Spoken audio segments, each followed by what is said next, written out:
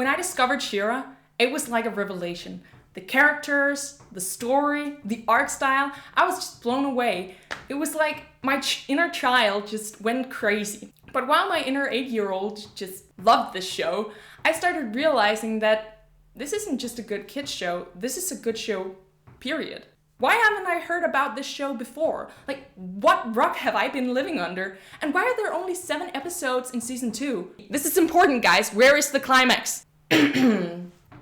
So, I have a lot of feels about She-Ra, but we're gonna start really nice and basic with just talking about what makes She-Ra great, and then we're gonna go more broadly and talk about the magical girl genre in general.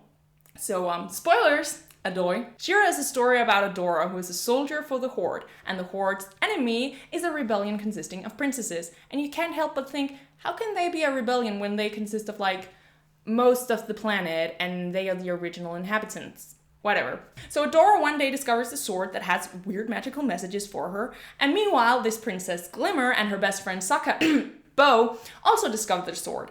And through meeting them, Adora realizes the atrocities that the Horde has committed, and she decides to leave them, and consequently also her best friend Catra, who decides to stay. Now, I was really excited while watching this. It has a lot of fun times, and it has the magic that only children's shows seem to have. Yet it wasn't dumb, and it doesn't talk down to you, and it has a lot of good themes. While it can be a little obvious sometimes, I think it's overall very well done. So season 1 basically has the following structure. There's an intro, you meet the princesses and stakes get raised, Catra's powers within the enemy increases, and we have a Catra strikes / savior arc, and we have a Catra, Adora, She-Ra arc, where Catra is propelled further into evil, and then we have the build-up to the final battle and the battle. So the intro is basically a bunch of cliches, but they work. It's an effective setup in which we meet Adora and Catra and Sokka, Bo, and Glimmer. The Adora, Catra, and Bo Glimmer relationships are really efficiently set up, and I like how Bo and Glimmer's trust in Adora grows. Now, one thing I never like much in any show is when the villains are one-dimensional. When you live in a place called the Fright Zone, you should know better than to think you're the good guy. But then Adora isn't that clever, or perhaps Shadow Weaver's just that good of a manipulator. Later, this is called out by Catra, who is like, duh, yeah, we're the bad guys, didn't you realize? And this indicates that either Catra is really perceptive, and she realizes that they're on the evil side while everyone is blinded like Adora, or Adora is just really stupid. I hope it's the first, but really, how can it be? In any case, it shows that Catra stays with the bad guys because being bad is what she's really good at, and I think that's very interesting. And really, that's the only thing you can do to save a story when you have bad guys that are one-dimensional. You make them minor bad guys, aka not the big boss troublemaker like Hordak, interesting and compelling. Think like Azula and Zuko in Avatar: The Last Airbender. I also fucking love that horse. Horsey! Once again, I'm no one's horse. I'm Swiftwind. Aw, cute horsey with rainbow wings. Without knowing much about the original, I have to say that I really like the aesthetics. I love how butch Adora is in her She-Ra mode.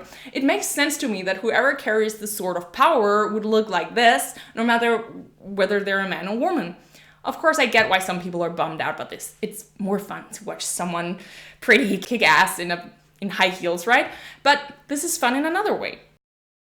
So after the intro, we get to what I actually thought would be the series framework. I really thought that this was going to be one of those series where we meet a princess, there's a conflict, and then on to the next princess and the next conflict.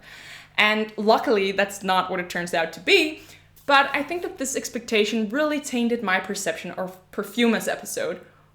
Or maybe that episode really is just that bad. So you have this conflict with their trees and their plants withering, but they're like, the universe will give the Horde. Seriously, guys, if you're calling yourself the Horde, you're not the good guys, okay? The universe will protect us against Hordak and give him what he deserves. And Perfumer is like, this is my powers, I can make flowers. And I'm like, okay, you're a farmer, that's fair. And then like 3 minutes later, Perfumer is fucking going batshit and insane on that shit.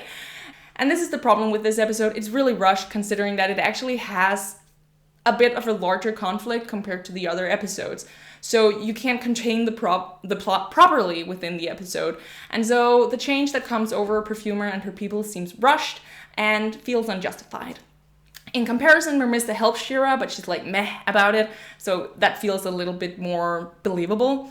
Of course, Mermista is meh about everything, so I really liked the episode with Entrapta, and Mermista was okay. I'm not that fond of the sailor guy, but I really like both the duration of him, and I like the heart-to-heart between the sailor and Lobsterina, Scorpia. Obviously, the episode introducing Frosta was awesome, but for different reasons.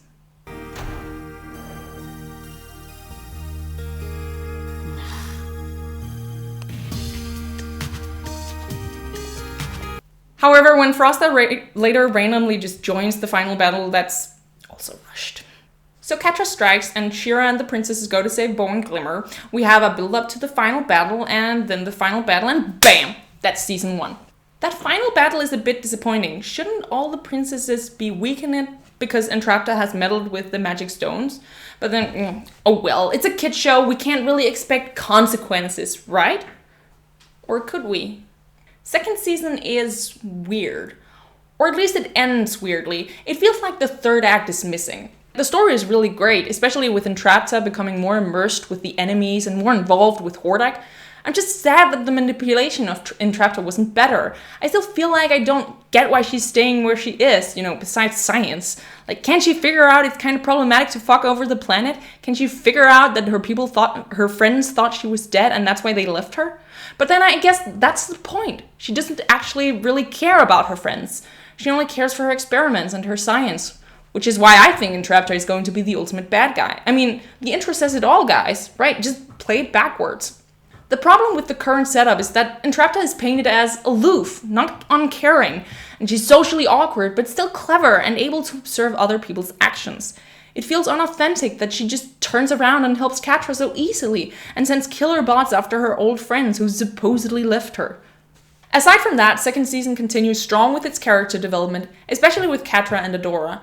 But one problem with this being a kids show is that everyone automatically survives, so you don't know if Catra really means to kill Adora or if it's just like play pretend still. And so I'd really like for there to be an arc where Catra thinks she kills Adora, and then we have to see like how would she react to that. The best part of season 2 is of course when Scorpia babysits Adora. Like, that's just awesome. I want a spin-off where Catra just has Adora prisoner as Destroyer She-Ra, and then when she isn't Destroyer She-Ra, she just plays around with her, and Scorpia is just hella jealous and awkward in the background. So, I ship Cazadora. So sue me. And that leads me to the gay! I think you're actually supposed to watch this show as partly a gay show. As in, no, not all characters are gay, but Catra, Adora, and Scorpia definitely are. And you can watch this show as straight or gay, and I really like that it's so obviously your choice. You can watch it as a straight or a gay show.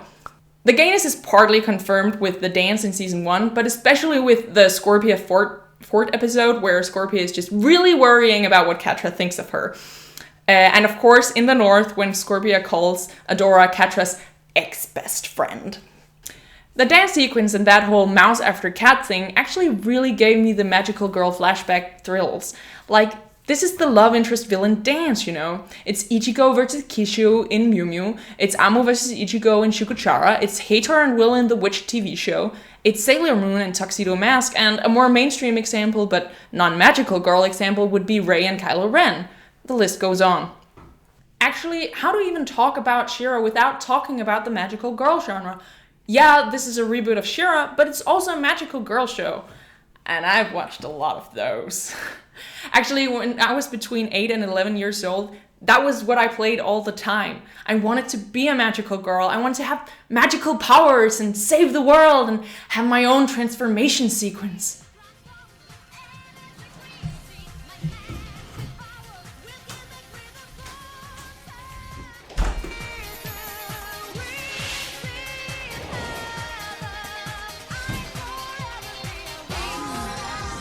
For the honor of Grayskull.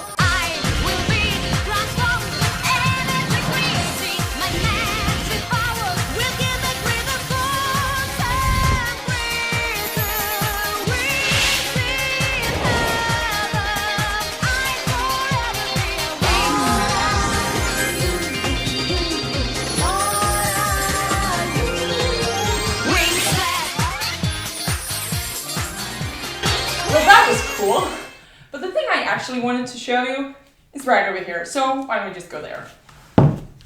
Down here is my witch collection.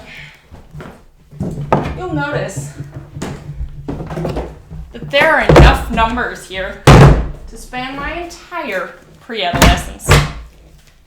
This shit shaped who I am. To this day, it's still my dream to do a reboot of it. And I guess that's what the people who made the new She-Ra wanted, so I guess dreams do come true. Now, I'm gonna come back to She-Ra, but first, I want to delve into the magical world that is the magical girl genre. Young people search the world for hints on how to live, and during this pre-adolescent stage and the teenage years, this tendency is very strong. So young people do tend to find a role that they can identify with and then embody. So teenagers, to a certain degree, are more stereotypical because they want to be. They do much to become a certain type, and then as they age, their edges smooth out and they become more willing to take on nuance. This trying on of different identities is essential to getting to know yourself, and therefore it's important that kids have a large range of types to choose from. In Western culture, our feminine role models have depended much on passivity and classical female roles and teenage dramas full of superficial conflicts. We've talked about this before. This is not a new topic. But it's no wonder that you end up with 4 categories for girls. Like you have the girly girl, the good girl, the bad girl, and the geek. So if you're a girl and you don't identify with the pink nails wearing Cher, where do you go? And how do you go there without some of Daria and Jane's resentment at there not being a more diverse form of being? Why does it have to be either or? And if you're not supposed to be a motivator or a hang-on for a guy, then what are you? Until I watched Frozen, I wasn't quite aware of the need for power fantasies for girls. I mean, the moment that I watched Elsa Let It Go, it was like, yes! Yes! This is what I wanted all my childhood. A sorceress Disney princess who can kick ass and put everybody in their places, and who can shoot ice spikes. But it's not just about the ice spikes. If it was, there were plenty of kick-ass women out there who could satisfy this need. What it's about, and I'm gonna come back to this, was something more substantial. It was a need to see someone truly feminine with a distinct personality kick ass. Someone who didn't need to snort at femininity in order to be respected. And then, as I watched She-Ra, I realized that we'd had those kinds of women for a long time, in the magical girl genre. Most of you are familiar with the token female character. This is a gal who is always shoved into groups and shoved into movies, who carries a gun or a sword, and she's there to kick a bit of ass, mostly minions, but she doesn't really do anything. She feels forced because she is. She doesn't have any personality and she doesn't have any arc. She's just there so that the Hollywood people can feel that now they've done their job. To be honest, I'd rather she hadn't been there and it would have just been all guys. This obligatory girl with a sword trope does not count as a power satisfier. Why? Well, because emotion and characterization is not pinned up on it. There's nothing to be empowered by. There's no arc. There's nothing to identify with. Many of these girls with a sword will be really badass fighters, so you'd think you'd be satisfied as a woman watching them, but instead it just feels kind of obnoxious and uncomfortable. This isn't a real character I'm watching, it's a prop. This is also why the shonen female sidekicks are often so dissatisfying. They're not really there to be empowered, they're there to empower the male characters. They're not there to have an arc, they're there to drive the male arc. Ironically, Winry from Fullmetal Alchemist is one of the most empowered, three-dimensional women in shonen anime and manga, and she's merely a mechanic. For much of the story, she's not present because she's not a fighter, and that's realistic. But when she is there, you feel her influence, and you feel her power. I don't think it's coincidence that the best female characters in shonen are found in one of the only shonens written by a woman. It also helps that the very same shonen has 4 other prominent female characters with combat-based consequence to the plot. Izumi, Olivia, Hawkeye, and Lust. And therefore, it doesn't feel so much like catering. It feels more like there happens to be a bunch of awesome women in this show and in this world. Like the girl with a sword trope, the girl with a heart is also tiresome. And this is when there's 1 or 2 female characters who are just there to be love interests. And she may have more characterization than the girl with the sword, but that's just in order to make whatever love the hero has for her feel more valid, feel stronger. But she's still just there to empower him, not to be empowered. And a lot of women feel natural disdain for this character.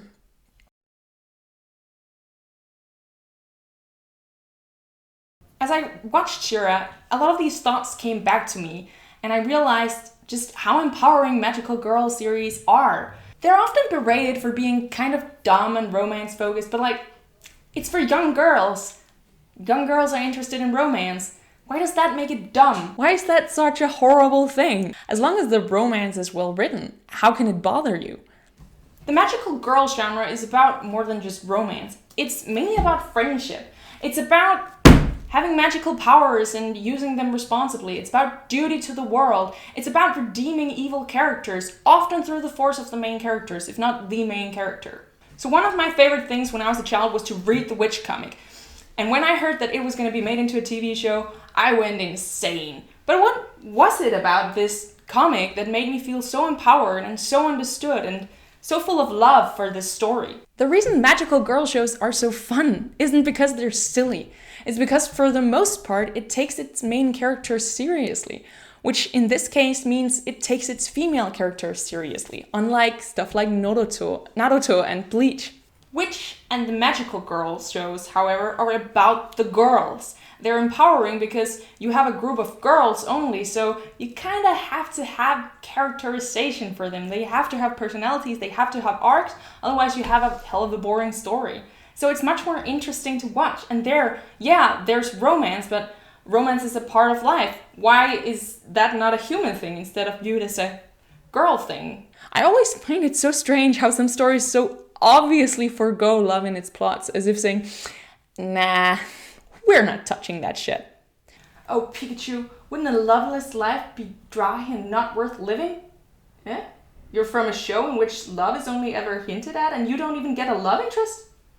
Oh, Pikachu. I guess it all comes down to the author being able to gauge what each specific story needs to feel true and strong. Another thing I really love about the magical girl genre is that it doesn't have so much focus on the struggle. A lot of girl stories are focused on how this girl has great powers, but she can't get to use them because she's a girl. And honestly, I've read so much of that stuff that I'm just so sick of it by now. And what I really love about the magical girl stories is that it's like, yeah, these girls are awesome. What's strange about it? Nothing strange about it. In these stories, it's normal for young teenage girls to be the chosen ones who are there to save Earth. And I just love that. I love that it feels so natural, right? Even though it is kind of silly. I talk about diversity and strong characterization in the magical girl genre, but they have certain roles and they follow what is often called a five-man band, which is a squad consisting of a leader, an ace, who is sort of the opposition to the leader within the group, and the strong guy, the smart guy, who can also be the funny guy, and the heart. Five-man bands are not exclusive to the magical genre at all, and in fact the concept originates from rock bands, where you have a lead singer, a guitar player, a bass player, a drum player, and the heart, who is the female singer. So in five-man bands, the heart is typically a girl and the rest are guys, and this means that though many stories do have their token girl in the teams, the girl is virtually the same. She's the empathetic person who keeps everyone together and focused on the objective. Think Katara, Starfire, and the pink girl in Power Rangers, think Sakura, and so on. But in magical girl stories, all the characters in the five-man band are girls, which means girls get to be the leader, the smart guy, the strong guy, and the ace. The pre-adolescent girl just gets 5 times as many roles to choose from when she tries on a role. Witch is a classic 5-man group. The girls are chosen to close portals between our world and the dark world, but since their old friend Elian has joined the dark side, things get a bit more complicated. Once this arc is ended, the girls continue to work for a place called Kandrakar, which supervises the endless worlds. The girls wield the elements and Kandrakar's heart, which is a strong essence of elemental power. And the girls, of course, transform. The heart of Witch is the relationship between the girls. And the last time I reread them, I was actually surprised to see how little love took precedence. I remember as a kid that I was always looking forward to the love plot lines, and now I get why I was so frustrated, because the love plots often take backseat in favor of the plot and the conflicts between the girls. This is what I love about magical girl stories. They're about the girls, And the most interesting deep character changing arcs come from the conflict between them. Let me give you an example in which Cornelia is often fighting with either Will or Irma. On the surface, it may seem like Cornelia is the bitch. However, in reality, it is the personalities and priorities of the characters that clash, because Cornelia is kind of a control freak and Irma is more a go with the flow and an improviser. So, they clash. And Will is unsure of herself, but tries to follow her heart and lead the squad, and that leads to some pretty chaotic decisions now and then. So Will can be very difficult for Cornelia to understand, and that means that Cornelia will often try to push back against Will. As the story progresses, the girls grow, and even Irma and Cornelia become like close friends who are able to stand by each other in spite of their differences and save the world, all the while wearing awesome costumes and wielding amazing powers. So let's talk about transformations. Is this just about looking pretty? Well, yes and no. For women, beauty is a high standard, and so obviously beauty is going to be a part of a woman's power fantasy. But this goes beyond clothes and cool merchandise. This is about normal people transforming into magical selves who can take on evil. I mean, just look at those girls. These people obviously aren't mere mortals. But they are. The transformation is about showing that this magic was always inside you. You just had to bring it out. The transformation is merely a manifestation of the power, just as Elsa's Let It Go transformation. The thing that makes Frozen so powerful is that Elsa is under the curse of perfectionism, an issue that many, many women struggle with. Elsa tries to keep it all together, but it's bound to go wrong. So it's incredibly freeing when Elsa lets it go. She shows us her powers. She takes charge of her own destiny and her own sexuality. There's so much power in that scene that you can't help feel a little bit empowered yourself. I think that the existence of She-Ra gives cause for a great deal of optimism, and I think it's important that feminists and social justice warriors remember these kinds of victories, these kinds of, I don't know what to call it, bonfires in the night that really show that we're moving in the right direction, in a better, more interesting direction, and that we are really getting more and more interesting characters. She-Ra creates a story about empowered female characters who are on all spots of the spectrum between femininity and masculinity, and it doesn't feel forced to me, which is very important because I think for a while we've had a lot of shows where that kind of almost anti-femininity or masculine femininity has felt a little bit forced. That goes back to the girl with a sword trope, where you just make a woman kill a lot of things and then you're like, hey, look, she's empowered, and like, no, that feels forced. In She-Ra, there's a setting where diversity feels like a natural consequence of the kind of world that they live in. Overall, She-Ra is an interesting step forward for the magical girl genre. The special thing about this genre is that it doesn't exclude femininity or emotion from power. In some cases, such as Madoka Magica or Shugochara, emotion are even a driver of power. She-Ra has the traditional focus on friendship and teamwork, while also adding these darker tones through Catra and Adora's relationship. More than any of the magical girl series I've seen, it challenges previous views of femininity and allows its female and male characters to dabble in both feminine and masculine traits without excluding the traits normally associated with their gender. So, for instance, Bo is a feminine, empathetic man, but he's still very stoic and focused on getting things done. He likes pretty stuff, and he likes techie stuff. Adora is a strong leader-type, head-in-the-game woman who also has her insecurities and female sensitivities that make her rely on the emotional support of her friends. She's a powerful warrior, but her friends' support is paramount to this strength. Catra is the dangerous bad boy, but she's also the one hung up on her ex-best friend, who more than anything craves true partnership. Frosta is butch and just wants to kick ass, but she's also a little anxious about her impact on Glimmer and clingy like a stereotypical insecure girlfriend. The effect of this is a blurring of the lines between genders in a very positive way, a way that tells you anyone can be anything, pick what suits you, it's okay. And with that, we get back to She-Ra. Let's talk about that finale in season 1. It was one episode. It was over really quick, even though there was all of this build-up. It wasn't even a two-parter like in Avatar: The Last Airbender. And the princesses weren't at all nerfed enough, even though they should be, what with their power gems being weakened. However, after the battle, I realized that's not really what the show is about. While it would have been nice to see a less 2-Gex Machina solution and a more logical approach to the battle, this isn't Game of Thrones. This story is about Adora and Catra. The story is about discovering your true purpose, following it, and keeping in touch with your true values. It's about friendship and how perhaps even the strongest friendships can't survive a rift of opposing values. It's important that we have fun stuff, things where we don't always go too deeply into the details, where we find the devil, right? But that we allow certain things to be more on the surface in order to allow other things to be deep. The thing is, when you try to make everything realistic and deep, you get into monstrosities like Game of Thrones, where you can very quickly, as an author, get into all kind of strange corners, and it's difficult to come back. And I think one reason that adult cartoons are so popular is because we can let go of this need for things to make complete sense. And that's not to say that She-Ra doesn't make sense. Far down the road it does. And logic definitely always strengthens a plot.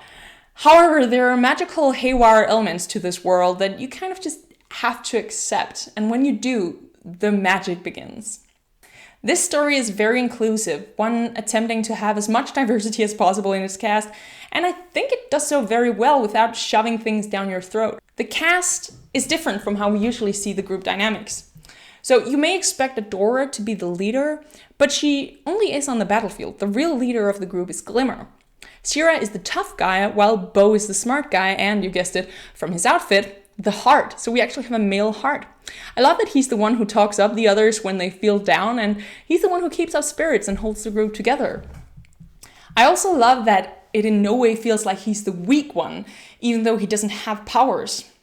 And I like that he never really seems to have these qualms about his own worth as Sokka, the idea guy from Avatar, did.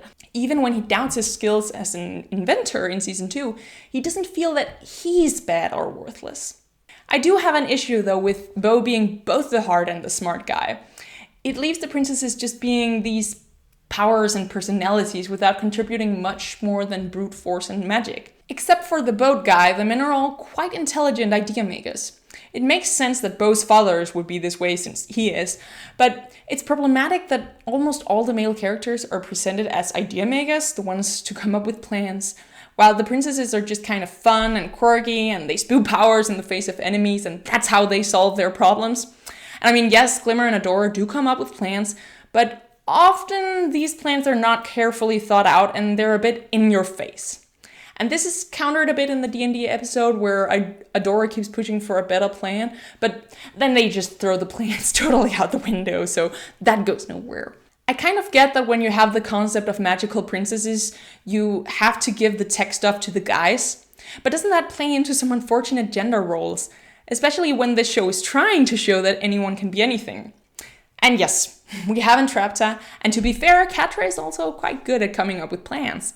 However, they're the bad guys, so if they aren't at least a bit competent in this field, they're not going to feel like a threat. When the good guys consist of so many characters, why can't just a few of them come up with some smarter ideas? Perhaps I'm reading too much into this, perhaps this isn't what other people see, perhaps I'm especially sensitive to that message because it's a message I've internalized, like girls do people, guys do math, tech and such, and while there is a statistical support for this point of view, it's not a strong enough statistical trend for all the guys to be planners and all the girls to be the non-planners. In general, the interactions between characters are interesting and well thought out. I love how we see friendships just build up and then crumble before our very eyes. I really can't wait for next season, and I'm looking forward to it like a little child. I guess the takeaway is this. It's good for people to see options for empowerment and options for character arcs and character depth, but in order to empower people with your characters, you have to give them true conflicted characterization, not just awesome powers with no personal consequence, or the ability to kill endless amounts of minions without doing anything really important for the plot. However, it's important to remember that the empowerment of one character shouldn't come at the expense of other characters. It is possible to have stories with strong women without needing to put men down. And I'm looking at you, working moms, which I'll be making a video about in the future.